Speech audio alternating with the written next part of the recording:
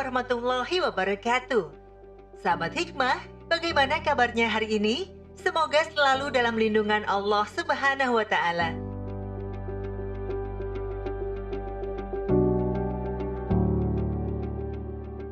Sahabat Hikmah, hidup memang tak melulu bahagia ya. Ada kalanya kita bersedih, namun kalau kita sedang bersedih, banyak cara yang bisa dilakukan untuk mengembalikan keceriaan. Salah satunya dengan mengkonsumsi yang manis-manis. Ya, jika biasanya makanan manis dianggap sebagai penyebab kerusakan gigi hingga obesitas, nyatanya makanan manis sangat bermanfaat ketika kita sedang mengalami mood swing.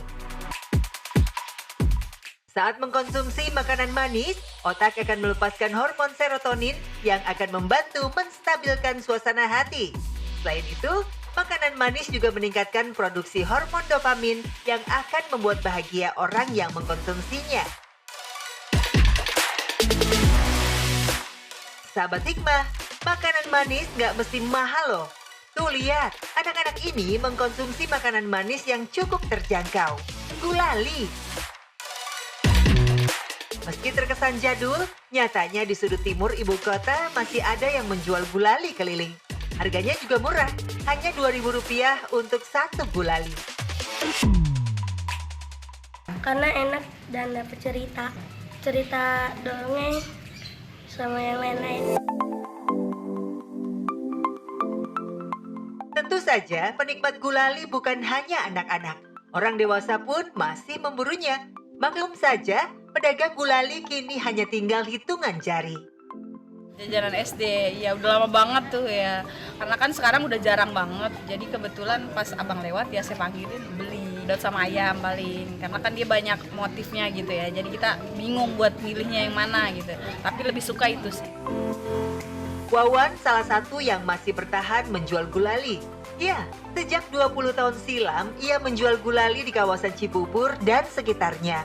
Rasa cintanya terhadap anak-anak membuat ia tak ingin berpaling ke pekerjaan lain. Saya awalnya ya lihat temen ya lagi nganggur, dulu ada teman ngajakin, kamu mau kerja enggak? Ya kata saya mau lah, kerja apa? Ya apa aja yang penting halal, yang penting jangan hina lah lihatin orang, pengen yang halal, yang barokah walaupun apapun beratnya saya jalanin. Alhamdulillah dulu diajarin temen ngajarin, kata dia udah dimodalin sama temen, udah yuk kita jualan bareng-bareng. Alhamdulillah nyampe sekarang Bu, alhamdulillah sampai udah 20 tahun lebih. Bagaimana sih cara membuat gulali? Pertama, cukup siapkan gula dan pasta aneka warna. Oh iya, gula yang dipakai harus yang berwarna putih kristal ya, bukan yang kuning. Alasannya, gula kristal dapat dikaramel secara sempurna. Sementara yang berwarna kuning, jika dikaramel akan terasa pahit. Untuk proses pembuatannya, pertama panaskan air, kemudian masak gula hingga menjadi karamel. Setelah itu, karamel dipindahkan ke dalam wadah. Beri sedikit pasta warna, lalu aduk hingga tercampur rata. Gulali pun siap dijual.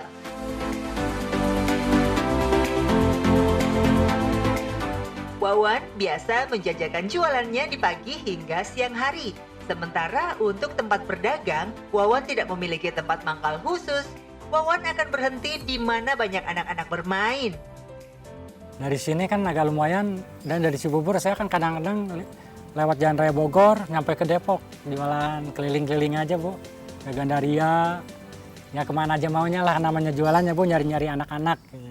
Kadang-kadang ya namanya jualannya Bu, kadang-kadang rame, kadang sepi, nah bocah kan, kadang-kadang jalan aja, kadang-kadang jadi bocah.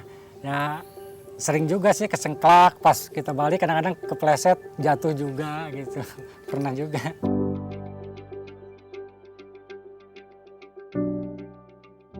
Sayangnya, di masa pandemi seperti sekarang, Wawan mengaku kesulitan untuk berjualan. Tentu hal ini juga membuat omset dagangannya turun drastis. Kalau zaman sekarang ya namanya, kalau dulu lagi bebas sekolah ya alhamdulillah lah bisa mencapai 100. Kalau sekarang kan istilahnya anak-anaknya kan sekolahnya, jadi sekarang sekolah masuk libur lagi zaman Covid gini kan, otomatis kita keliling. Ya lumayan lah Bu buat makan, ya sedikit buat risiko ngirim ke kampung, alhamdulillah ada aja rezekinya. Oh iya sahabat hikmah, ada yang berbeda nih dari cara Wawan jualan. Wawan selalu bercerita seputar apa yang sedang ia buat. Dan semua cerita Wawan syarat akan ilmu agama serta kebaikan. Kalau dengan suara ayam subuh kita harus Bangun dan berdoa. Iya, bangun berdoa. Nanti ada malaikat kalau nggak bangun kamu terus ayam subuh. Sahabat hikmah, sebagai seorang muslim tentu telah menjadi kewajibannya untuk melakukan amar ma'ruf nahi mungkar, yakni mengajak pada kebaikan dan mencegah dari perbuatan buruk. Dalam ayat-ayat Al-Quran, perintah amar ma'ruf selalu disandingkan dengan perintah nahi mungkar. Ini berarti bahwa mengajak kepada kebaikan dan mencegah dari kemungkaran. Keduanya harus berjalan beriringan. Allah Subhanahu wa Ta'ala bahkan menjadikan amar ma'ruf nahi mungkar sebagai ciri dari umat terbaik.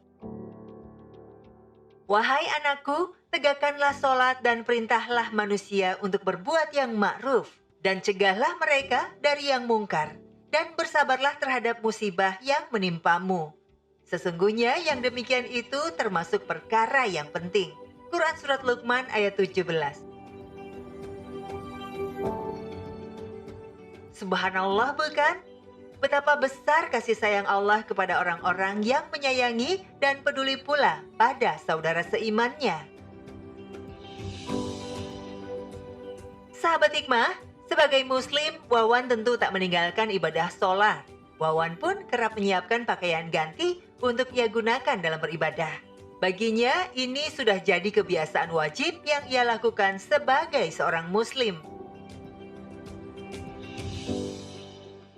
Iya, menggunakan pakaian terbaik ketika sholat memang dianjurkan. Sebagaimana yang kita pahami, sholat adalah hubungan secara langsung antara seorang hamba dengan Robnya. Seorang hamba bermunajat kepadanya, membaca firman-firmannya, berzikir, dan juga berdoa memohon kepadanya. Oleh karena itu, ketika seseorang mendirikan sholat, hendaknya dia berada dalam kondisi terbaik dan keadaan yang paling sempurna. Allah Subhanahu wa Ta'ala pun secara khusus berfirman, "Hai anak Adam, pakailah pakaianmu yang indah setiap memasuki masjid. Makan dan minumlah dan jangan berlebih-lebihan. Sesungguhnya Allah tidak menyukai orang-orang yang berlebihan." Quran Surat Al-A'raf ayat 31. Masya Allah. Dan inilah Wawan di waktu senggangnya. Ia membersihkan makam yang tak jauh dari rumah. Semua ia lakukan sebagai pengingat dirinya untuk selalu bersyukur. Nah itu kan kewajiban kita, Bu. Walaupun dia udah meninggal, istilahnya tinggal makamnya, kita juga harus hormati, harus bersihi. Kita juga ibu hidup itu kan, Bu, nggak selamanya hidup, Bu. Kita juga ya istilahnya nanti walaupun kita juga meninggal, ya kita juga istilahnya dari dalam itu liatin, loh ada yang bersihnya gitu. Saya mau pengen bersihin aja, pengen amal aja, insya Allah. Senang saya.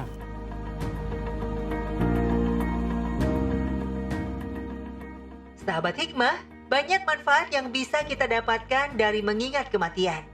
Seorang muslim bisa semakin memperbaiki diri dari mengingat kematian. Ia juga akan terhindar dari perbuatan zalim. Dan yang paling penting akan semakin dekat dengan Allah Subhanahu wa Ta'ala. Dari Ibnu Umar, ia berkata, "Aku pernah bersama Rasulullah SAW. Lalu seorang Ansor mendatangi beliau. Ia memberi salam dan bertanya, 'Wahai Rasulullah, mukmin manakah yang paling baik?' Beliau bersabda, 'Yang paling baik akhlaknya.' 'Lalu mukmin manakah yang paling cerdas?' Ia kembali bertanya. Beliau bersabda, 'Yang paling banyak mengingat kematian dan yang paling baik dalam mempersiapkan diri untuk alam berikutnya. Itulah mereka yang paling cerdas.' Hadis riwayat Ibnu Majah. Demikianlah sahabat hikmah, semoga apa yang dilakukan Wawan bisa memberikan kita sebuah hikmah bahwa hidup harus kita manfaatkan sebaik mungkin. Karena sejatinya hidup di dunia adalah bekal kita di akhirat kelak. Wallahu a'lam bishawab.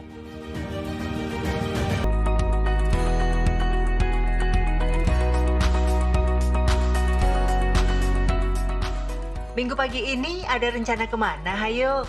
Bagi warga Condet, Jakarta Timur yang masih belum punya rencana di minggu pagi, bisa loh mampir di bantaran Sungai Ciliwung yang letaknya di kawasan Balai Kambang.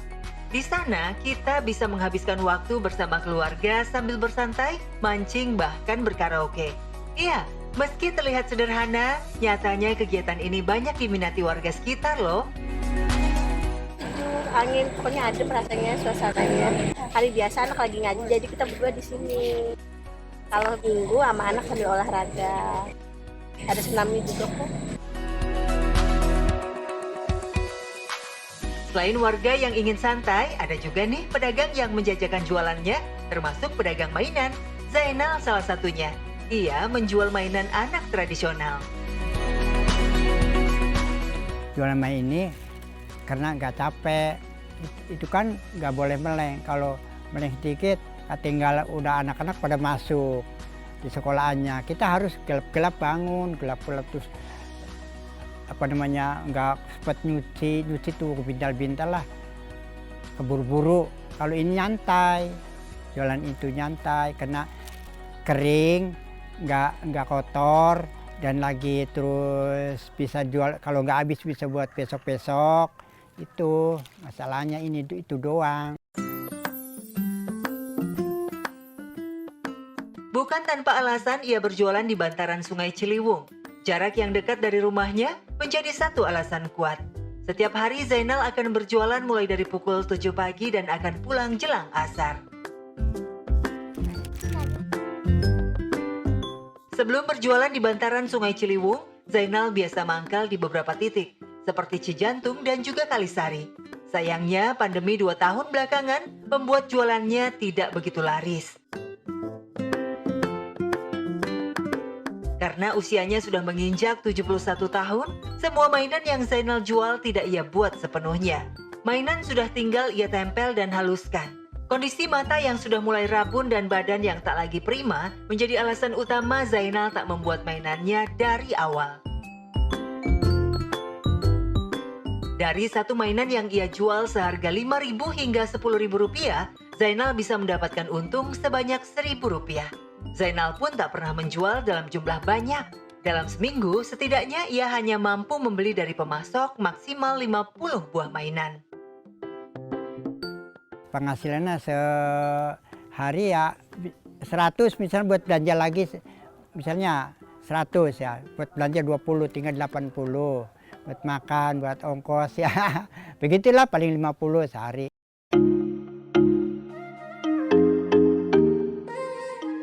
Untuk mainan lele, pertama Zainal melipat badan lele yang terbuat dari plastik.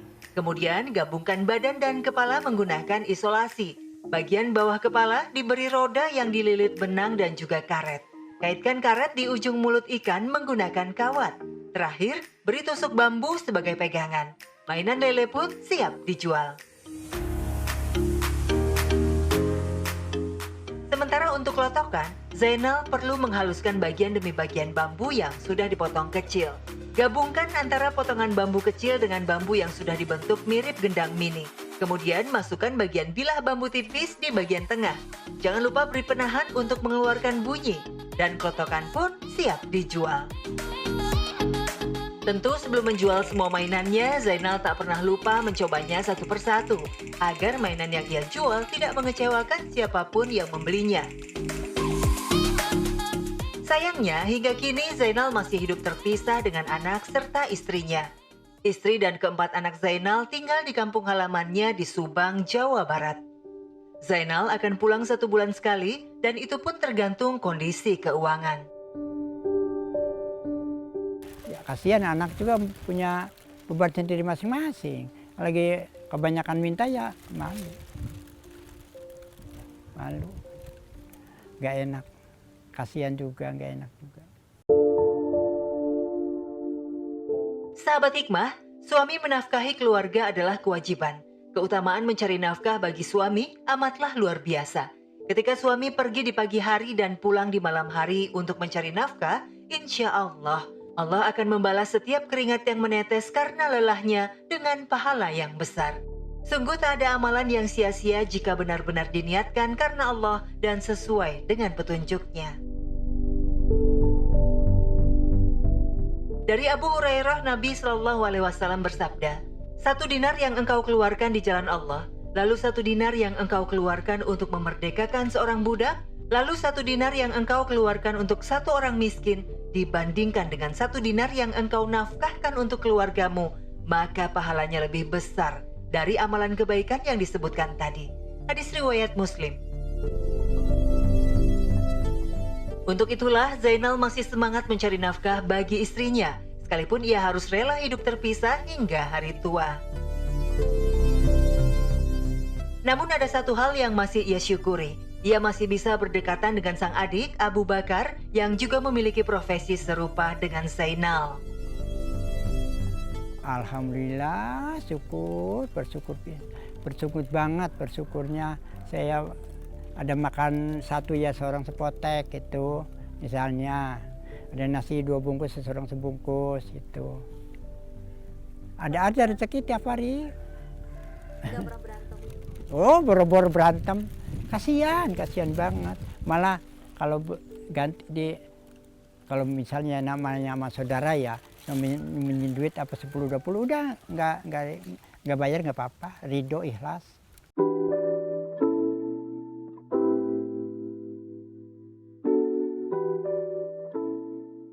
Meski berbeda kontrakan, namun rumah mereka sangat berdekatan. Setiap hari mereka akan saling mengunjungi untuk makan bersama ataupun sekedar bercerita. Sahabat Hikmah, hubungan kakak dan adik dalam Islam juga telah dijelaskan oleh Nabi Muhammad SAW, yaitu tidaklah termasuk golonganku orang yang tidak menghormati yang lebih tua dan tidak menyayangi yang muda. Hadis riwayat Imam Ahmad dan At-Tabrani. Untuk itulah kita harus saling mengasihi dan menghormati keluarga kita, agar kelak tidak ada pertikaian yang membuat putus silaturahmi. Rasulullah SAW bahkan memberi ancaman untuk orang yang memutuskan tali silaturahmi, terutama dalam keluarga. Tidak akan masuk surga orang yang memutuskan persaudaraan. Hadis riwayat Al-Bukhari dan Muslim. Satu hal lain yang juga Zainal syukuri adalah ia dikelilingi tetangga yang baik dan saling peduli, hingga mereka kerap saling berbagi satu sama lain.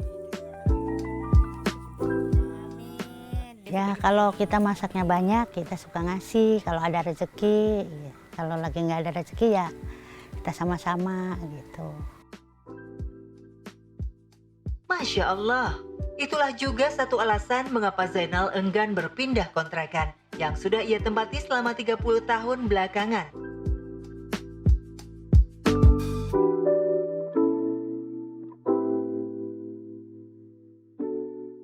Sahabat Hikmah, tentunya sebagai Muslim, Zainal pun berusaha menjadi hamba yang taat dalam menjalankan perintahnya.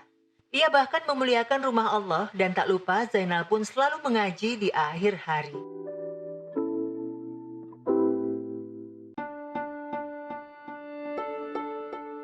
Sahabat Hikmah, membaca Al-Quran juga memiliki keutamaan yang luar biasa.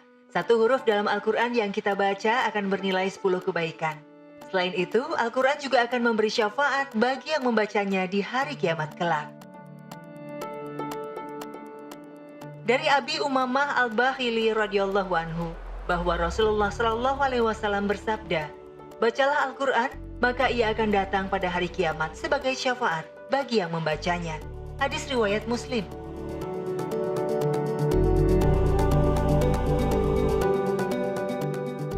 Masya Allah.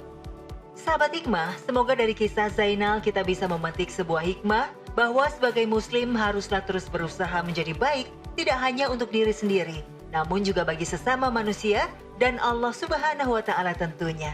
Wallahu a'lam bishawab.